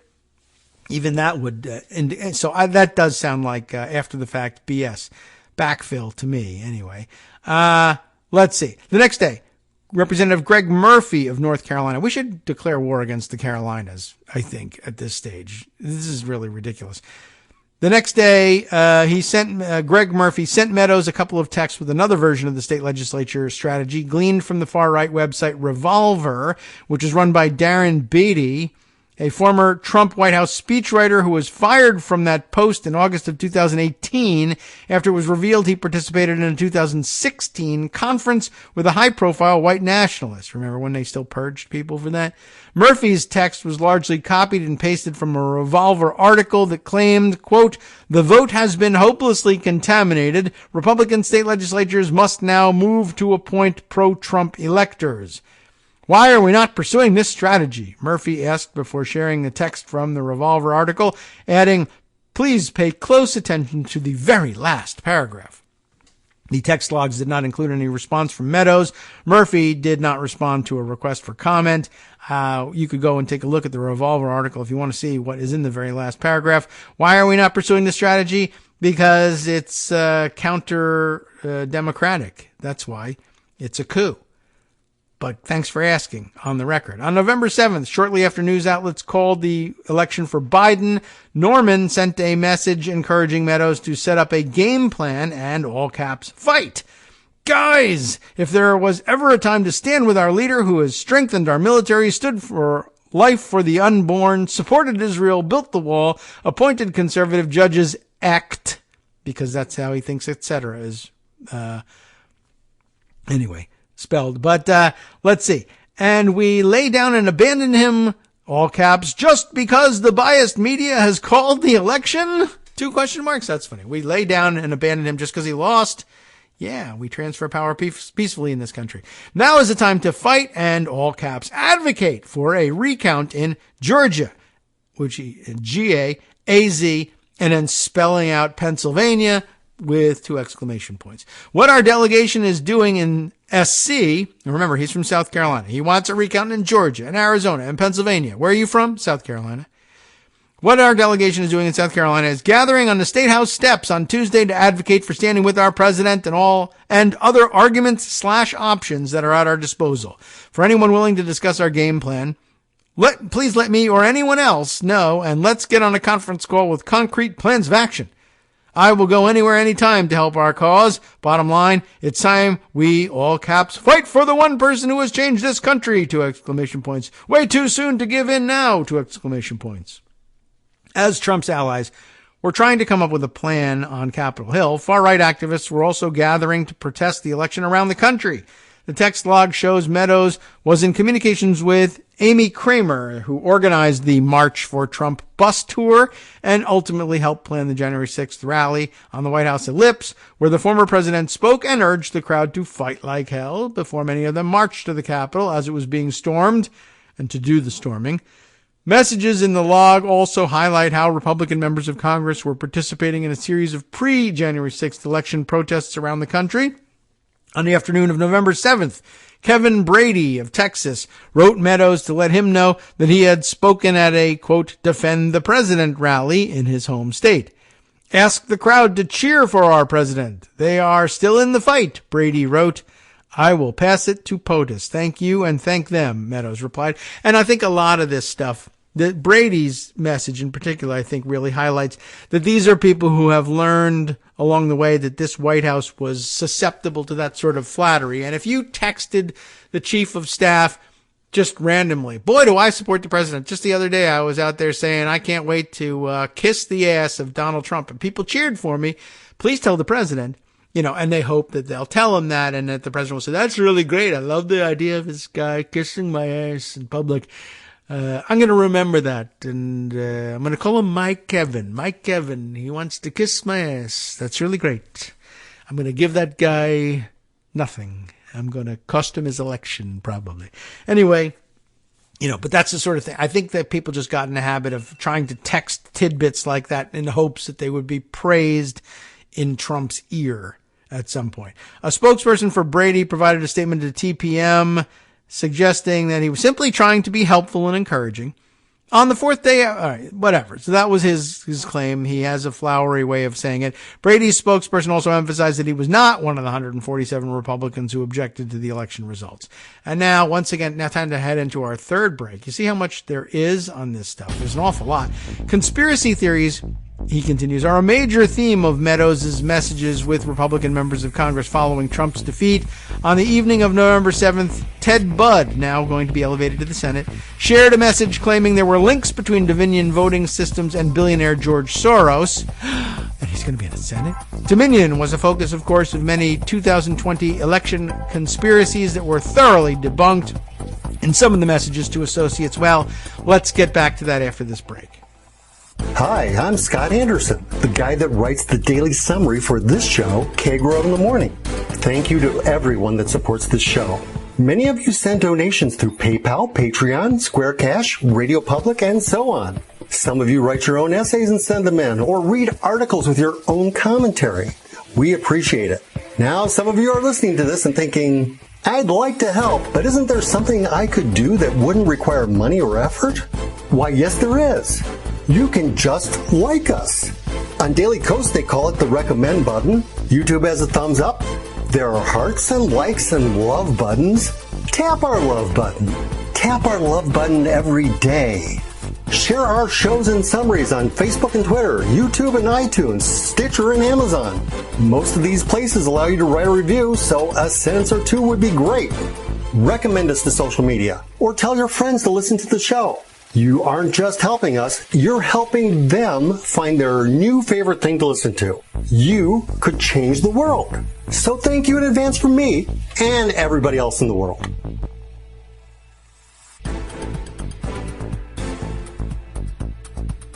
All right, welcome back now to the Kagro in the Morning Show here on Netroots Radio. I got to tell you, there's an awful lot left in this. And remember, this is only the second of 4 published articles on TPM about this. So TPM definitely thinks this is a big deal. We certainly could occupy the entirety of the show and maybe only get through this second article. I don't know whether there's anything like groundbreaking that's still left in this one, but it's an excellent sampler of who's doing what. But maybe we need to wait for digestion of the real earth-shattering material from all this. And I wanted to use the last segment to catch you up on a couple of other things, some of which are related to this, some of which are, I guess, maybe tangential, some unrelated, but that are still important. And it's only Tuesday. We can't lose the track of all the stories so early in the week, or we'll never get back on track. And we'll have to, poor Greg will have to do all the catch-up work for us. Here's a Washington Post story that needs to be shared. And, again, maybe we can just do headlines and highlights, although I haven't, searched through for the actual highlights. So I don't know. We'll see how long the article is. Washington Post reporting what seems to be very important. Special counsel, remember, fake name Jack Smith guy. Special counsel sends Trump subpoena. It's a weird way of phrasing it. A Trump-related subpoena to the Georgia Secretary of State, Brad Raffensperger. Okay. Well, apparently he's just one among many who got similar subpoenas, but they call out Raffensperger, of course, because he's among the best known. And he was the one who, I guess came the closest to what you could call cooperating against Trump by recording the phone call in which Trump and his White House staff and campaign staff attempt to pressure him into reversing the results of the election by quote unquote finding the, whatever number of thousands of votes it was that Trump needed in order to win the election in Georgia, which he didn't. And so you might say, wow, they're subpoenaing Raffensperger. That could either be interpreted as, why would they be subpoenaing him? They should subpoena ones that didn't cooperate early on. Or you could be thinking, I guess they're going to get him to testify on the record about his present impressions of what was going on in that call. And we're really going to start to get to the bottom of this stuff. But And that may be the ultimate result of this subpoena, but the secretaries of state that were pressured elsewhere, but for whom we don't have recorded phone calls, were also being subpoenaed. And really, we ought to be getting to the bottom of that first. Did you, as Secretary of State in this state, that state, not Georgia, also get a call similarly asking you to find votes and simply declare Trump the winner? That's what I want to know about. But here's what's here. Amy Gardner reporting this for the Washington Post. State or local officials in contested battlegrounds where former President Donald Trump tried to reverse his defeat have received similar subpoenas. Special Counsel Jack Smith, of course, has sent grand jury subpoenas to Georgia Secretary of State Brett Raffensperger and to authorities in Clark County, Nevada, bringing to 6 the number of 2020 battleground states where state or local elections officials are known to have received such requests for any and all communications with Trump, his campaign, and a long list of aides and allies. State and local officials in Arizona, Michigan, Pennsylvania, and Wisconsin have received similar subpoenas. All of them, like Georgia and Nevada, the fifth and sixth in the group there, central to President Donald Trump's failed plan to stay in power after the 2020 election. The requests for records arrived in Milwaukee and Dane County, Wisconsin, Maricopa County, Arizona, and Wayne County, Michigan over the first few days of December. Since then, the secretaries of state in Arizona and Michigan have received similar requests, as has Allegheny County, Pennsylvania, home to Pittsburgh. Officials in Philadelphia and with the Pennsylvania Department of State declined to comment. The Associated Press first reported the Allegheny subpoena. Together, they are among the first known subpoenas issued since Smith was named last month by Attorney General Merrick Garland to oversee Trump-related aspects of the investigation into the January 6th attack, as well as the criminal probe of Trump's possible mishandling of classified documents at Perva-Lago. I can confirm that my office was served a subpoena in connection with the special counsel's investigation this morning, said Michigan Secretary of State Jocelyn Benson last week. The Department of Justice has asked that we not disclose the contents of the subpoena to prevent harming the investigation, and we will honor that request. Authorities in Nevada's Clark County, home to Las Vegas, on Monday acknowledged receiving a subpoena dated November 22nd. It was addressed to the custodian of records in the county's elections division. Raffensperger shot to prominence following a January 2nd, 2021 phone call with Trump in which the president urged him to, quote, find enough votes to reverse his defeat in Georgia. A spokeswoman for Raffensperger declined to comment on the subpoena, which was obtained by the Washington Post. The Georgia subpoena, which is dated December 9th, adds to the evidence that the Justice Department is extending its examination of the circumstances leading up to the Capitol attack to include local and state election officials and their potential interactions with the former president and his representatives related to the 2020 election. The virtually identical requests seek communications with Trump in addition to employees, agents, and attorneys for his campaign. The Department of Justice's long-running January 6th investigation has moved beyond the large pool of people who directly took part in the bloody riot at the U.S. Capitol to focus on other aspects of the attempts to overturn the election results. Prosecutors are examining the fundraising, organizing, and rhetoric that preceded the riot and looking at failed efforts to authorize alternate slates of electors. They secured subpoenas this spring and summer for communications between Trump's inner circle and scores of campaign officials, potential electors, and others. So that's good news. After Trump declared last month that he would again seek the White House in 2024, Garland appointed Smith, a longtime federal prosecutor who once headed the Justice Department's public corruption section. I thought it was public integrity, they called it, but okay. But they're not referring to the name of the section, just what they investigate, to oversee the elements of the January 6th investigation potentially related to the former president. Smith also was overseeing the Mar-a-Lago criminal investigation, which began this spring. You know about that. Previous subpoenas in Arizona and other battleground states targeted by Trump have been issued to key Republican players seen as allies in his pressure campaign to reverse the results of the 2020 election. Even now, people who weren't seen as allies, like Raffensperger. Maricopa County, the sprawling Arizona jurisdiction that's home to Phoenix and more than half the state's voters, was among several localities on the receiving end of that pressure. The requested communications include those with Trump's campaign manager, Bill Stapien, and other advisors such as Boris Epshteyn. Attorneys identified include Trump campaign lawyers Justin Clark and Matthew Morgan, as well as those serving in other capacities such as John Eastman, Rudy Giuliani, Sidney Powell, and Cleta Mitchell. The subpoenas, while sent out by Smith, were also signed by Assistant U.S. Attorney Matt Burke. So we've reached the end of that article. Just wanted to have that on the record there so you were aware of that development. You probably were already aware, but we got to have a record of it on the show at some point to make sure everybody's on the same page. Let's see. Other things I wanted to share with you. I don't know. There's stuff all over the place. But let me throw this one in there, if I can get this to work, because it's in the Atlantic, and, I've probably read too many articles in the Atlantic already. But this one from Adam Serwer, which I hinted at the other day, which I thought was interesting.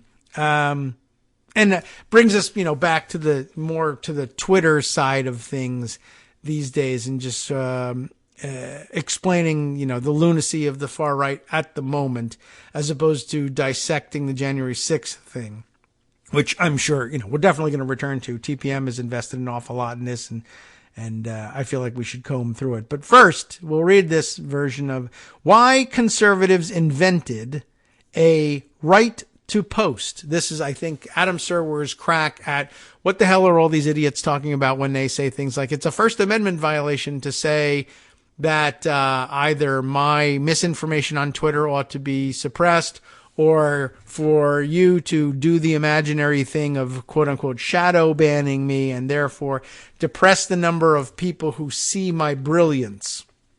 They have to believe that there's some sort of right to post on social media, which is not an existing right. Why are they inventing it, and how are they going about doing it?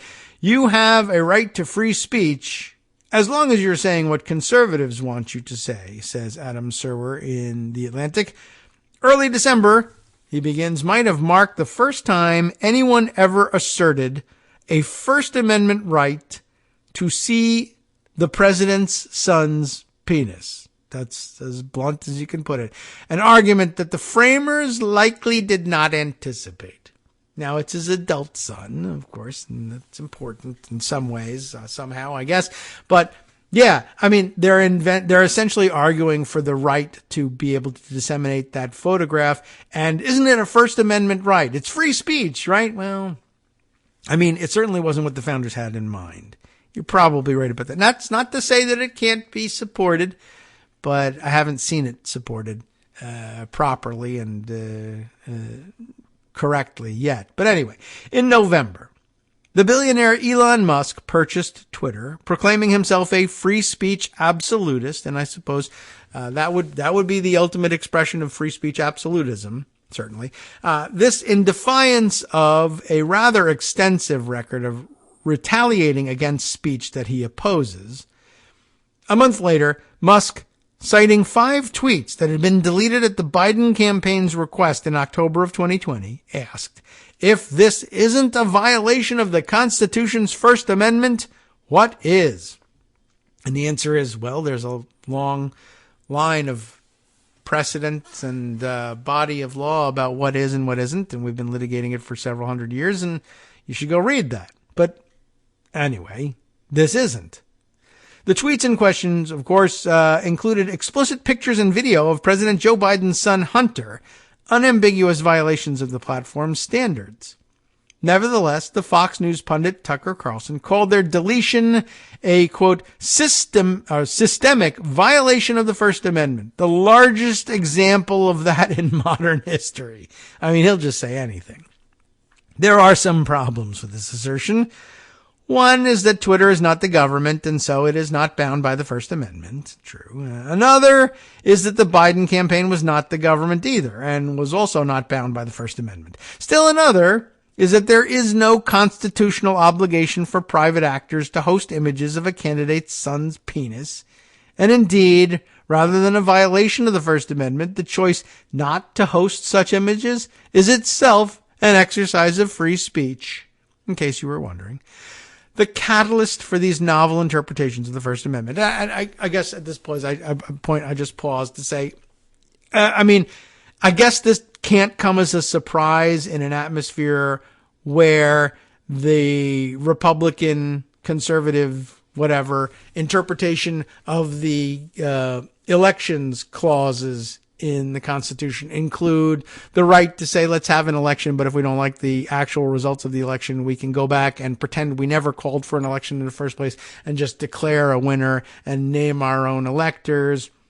Or that the decision about whether or not to oil the hinges of a ballot drop box needs to be made by a state legislature. And if it doesn't, then the only clear, the remedy demanded by the Constitution is to declare the other candidate the automatic winner, which is also, nonsense to begin with. First of all, you shouldn't be interfering in the outcome of the election anyway, based on such a tenuous thread. And second of all, no, it doesn't follow from that if you think that the election was fraudulent, that the candidate who won needs to be replaced at all, and certainly not replaced by the other candidate who actually lost. There are third-party candidates in many cases who may say, well, how do you know that everything wasn't fraudulent and I didn't get the most votes? But it doesn't. Anyway, the logic I was talking about yesterday, that it does not follow, they have not established that because the election, even if the election was quote unquote fraudulent, it doesn't mean that the vote total was wrong or that the only remedy is to simply flip it and you just say, well, if the person who is declared to have won did so fraudulently, there's no investigation into, well, did they win legitimately also? Or they just say, well, the only obvious answer is, well, that person is illegitimate, so therefore the only other person you can look to is the other one in the race, and there are only two, and there really weren't, so the other one wins. Well, based on what? Did they get more legitimate votes than the other person? Let's throw out the votes that you say are illegitimate and then count. What if we throw out the votes that you say are illegitimate and the other guy still wins? Well, I don't know. That makes me angry. So therefore we should reverse the results of the election. Anyway, I just want to point that out, that's what I mean. They have not actually done that work. They don't think they have to because elections are between candidate 1 and candidate 2. There's only 2. So therefore, if 1 is no good, then it must be 2. Well, no, if 1 is no good based on this way of counting votes, then come up with another way of counting votes and then count the votes. You haven't done that. You just jump to the conclusion, I win. And like stand your ground laws, it's like, well, I don't really feel like I should have to plead my case in court. I just want the courts to declare me the winner. So I'm going to set up rules that work that way. Anyway, the catalyst for these novel interpretations of the First Amendment, the ones where that says, if you don't host my stolen image of the president's son's penis, that's a violation of the First Amendment. The catalyst was a Twitter thread by the journalist, maybe, Matt Taibbi, who has his own sordid history, by the way, and you should look into it, which included the recently purchased platform's internal deliberations over whether the Hunter Biden story violated the company's policies on hosting hacked materials. Taibbi wrote in his newsletter that he was granted access to the files under unspecified, quote, conditions. The New York Times has said it has requested access to the same files, but it didn't get a response. Curiously, as the writer Osita Nwanevu notes, maybe I got that right, among Taibbi's observations was that requests by the Trump White House for deletions were also honored. The Trump White House, of course, actually was the government. So a little bit closer to a First Amendment violation there, if there is one. Now, those requests for deletions were not necessarily nefarious. Sources attempt to persuade media outlets not to publish things fairly frequently. Sometimes those sources are in the government. Unless coercion or threats of retaliation are involved, there's no violation of the First Amendment. Of course, the Trump White House did openly threaten to punish tech companies over their editorial decisions, to broad support from people who think the Constitution bars Twitter from deleting Hunter Biden's dick pics, which is, kind of upside down and backwards. Reconciling that apparent contradiction requires understanding how freedom of speech has been redefined to confer a right to say only what conservatives want you to say. I mean, it's Calvin Ball. It's easily figured out. In this particular case, conservatives are outraged that social media companies limited the reach of a New York Post story published in 2020, which alleged corruption in Hunter Biden's commercial deals with foreign firms that implicated then-candidate Joe Biden. Fearing that the revelations were part of a foreign disinformation campaign, some social media platforms restricted traffic to the story, or in Twitter's case, banned sharing of the link altogether, something then CEO Jack Dorsey later acknowledged was a mistake. Those decisions didn't stop other media outlets from discussing or investigating the allegations. It did not even prevent people from tweeting their opposition to the decision, which was not confined to conservatives.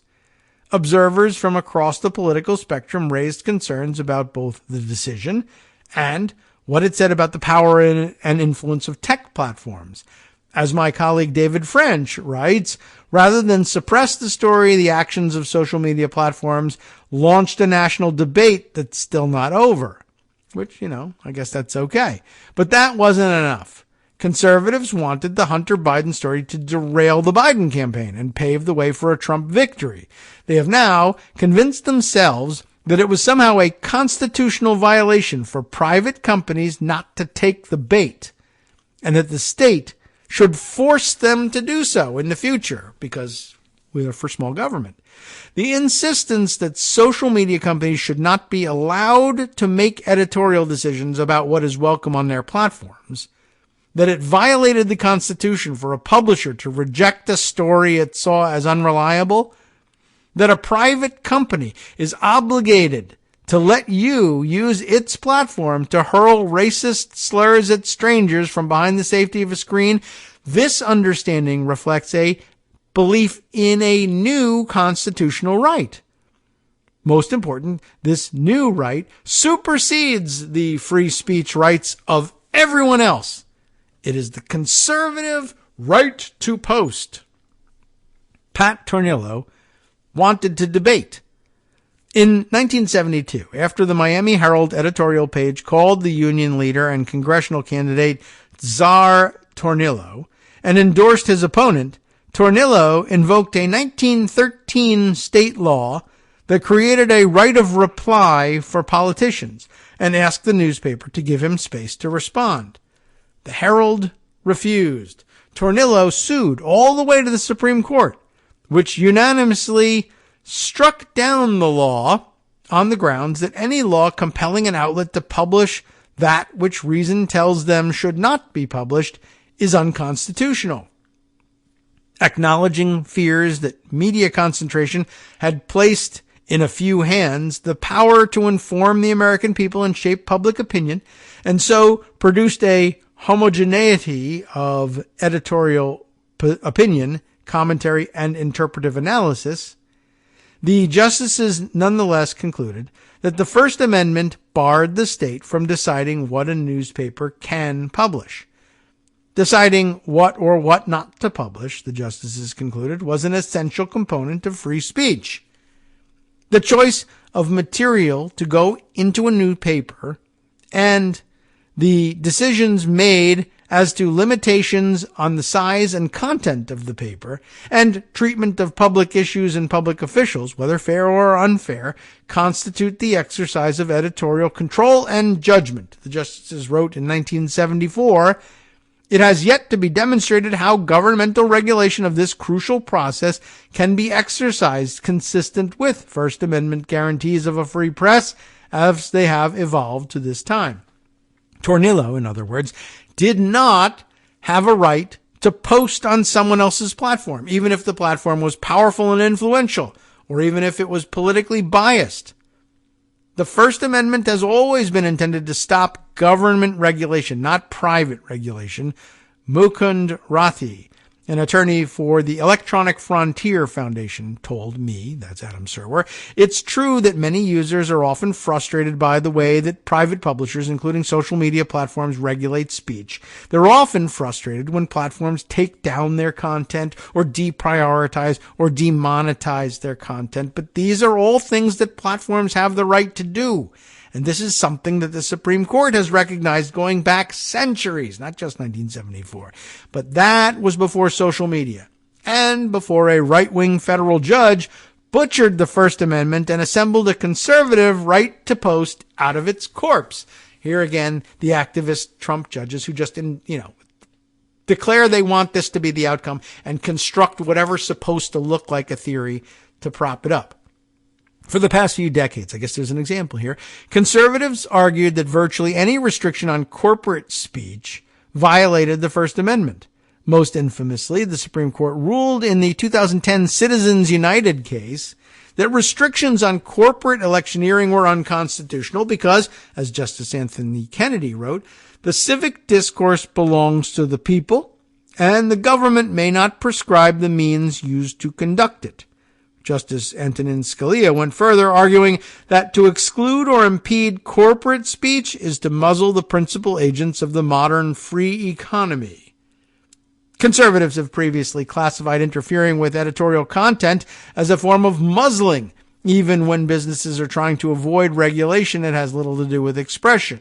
After Donald Trump took office in 2017, his administration repealed Obama-era net neutrality regulations on the grounds that telecom companies had a free speech right to decide what information gets transmitted over the internet as an exercise of editorial discretion, a much broader power over what people can see on the web than social media companies have. Texas Governor Greg Abbott has personally intervened in court on behalf of fossil fuel companies whose First Amendment rights, he has argued, would be violated if the companies were forced to make public their own internal arguments about the reality of climate change. The consistency here lies in the belief that corporations and people have freedom of speech as long as they exercise that right on behalf of right-wing causes. And that is where social media and the conservative right to post come in. This fall, Judge Andrew Oldham, a Trump appointee on the Fifth Circuit, ruled on a challenge to a law in Texas that bars social media companies from moderating or deleting users' posts. A district court had originally overturned the law, but the conservative Fifth Circuit intervened and upheld it without explanation until Oldham's opinion, regurgitating popular right-wing legal copy pasta, really, on social media. Copy pasta? I don't know. All right, gotcha. Never really run into that one. Oldham's opinion compared social media platforms to common carriers such as phone lines and railroads, which, coupled with the current conservative position on net neutrality, is a little like arguing that cable television is not a common carrier, but individual channels are. Oldham determined that the law was constitutional because we reject the idea that corporations have a freewheeling First Amendment right to censor what people say.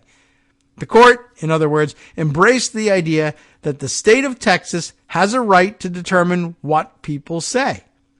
The First Amendment bars state censorship. It does not prevent private outlets from deciding what ideas are worth publishing. Oldham's ruling was, to put it mildly, a departure from not just the right's prior arguments regarding corporations and free speech, but a century of legal precedent. Just as I decide what to write and what not to write, bookstores decide what books to carry and what not to carry. Newspapers decide what articles to publish and what ads they accept. It's a fundamental aspect of content creation and its publication. Jennifer Granick, an attorney for the ACLU, told me, there's always some kind of selection or curation that takes place, and it is irrelevant that the speech is the speech of the other people. Newspapers have letters to the editor, but the newspaper doesn't have to publish every single letter. Texas made no secret of, at the time of the law's passage, as to its purpose. Social media websites have become our modern-day public squares, Governor Abbott said in a 2021 press release after signing the bill. They are the place for healthy public debate where information should be able to flow freely. But there is a dangerous movement by social media companies to silence conservative viewpoints and ideas. A similar law in Florida was announced by Governor Ron DeSantis as a strike against the, quote, leftist media. The First Amendment was never meant to prevent private actors from deciding which ideas are worthy of elevation or abandonment. Its purpose is to ensure that the government does not make that determination for them, even when that choice ends up being wrong. Although this particular act of censorship presents itself as a kind of anti-censorship, its overt aim is to impose state control over what speech and which ideas may be disregarded. Both of the laws are, in their central provisions, attempts to override the platform's editorial judgment. Jamil Jaffer, the executive director of the Knight First Amendment Institute at Columbia University, told me they are attacks that are motivated by the platform's past editorial judgments, an effort to punish the platforms for editorial positions that some of them took with respect to President Trump's account in particular. And I'm way behind on the music, but I wanted to get through this. The statute invoked by Tornillo was absurd, but at least it was crafted in an effort to ensure even-handedness, not to impose state-approved political ideology on private platforms. Conflation of the platforms as a single body also implies that they use the same exclusion and censorship criteria, which they do not. John Coates, a deputy dean at Harvard Law School, told me, if one were to treat all newspapers as a body, then one could easily have said, circa 1975, that collectively they occupied the same role as the platforms today. And yet, in the Miami Herald case, the court rejected that idea that its discrimination based on viewpoint could be made illegal in the state. All right. Well, I can't get through the rest of what Adam has to say because he always has plenty to say. But I wanted to give you a taste of that. We may have to revisit it at some point. You might want to read it now on your own during the balance of the day. But, you know, if you're still hungry for more news that didn't have anything to do with the text that Mark Meadows got or this weird, bizarre inside outing of the First Amendment, well, you're in luck, because next up on Netroots Radio is Justice Putnam in the West Coast Cookbook and Speakeasy. He's noting, for instance, in kicking things off, we are lurching into an era where violence will be preferred to voting. The Supreme Court, for instance, in other news, he notes, is restoring the pre-pandemic tradition of announcing decisions in public sessions in the courtroom. So that's nice. You have been listening to Kagro in the Morning with David Waldman. Elsewhere in the legal system, an Iowa judge blocked an effort to ban most abortions in the state. Phew. And the Biden White House has formed a new interagency group to develop a national strategy to combat anti-Semitism, and none too soon. Plus, of course, news from around the world and elsewhere in the country as well. Stay tuned and listen up. He's next.